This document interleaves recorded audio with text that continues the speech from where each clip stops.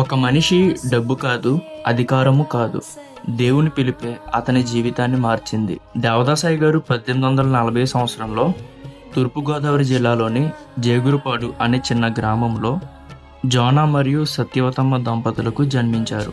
భారతదేశంలో క్రైస్తవ సేవను కొత్త దశకు తీసుకువెళ్లిన మహానుభావుడు.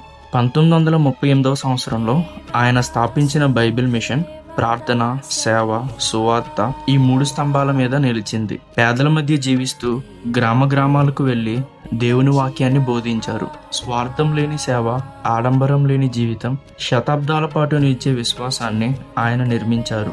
ఆయన మాట కాదు, ఆయన జీవితాన్ని చూసే లక్షల మంది ప్రభువును తన సొంత రక్షకునిగా అంగీకరించారు. 120 సంవత్సరాల పాటు బ్రహ్మచారిగా ప్రార్థనలో, సువార్తలో, సేవలో జీవించారు. దేవదాసాయి గారి జీవితం సేవకు, విశ్వాసానికి చిరునామా. దేవదాసాయి గారు 1960 సంవత్సరంలో ఫిబ్రవరి 9వ తేదీన ప్రభు పిలుపు అందుకున్నారు. ఆయన వర్ధంతి దినాన్న ఆయనకు మా ఘన నివ్వాలి.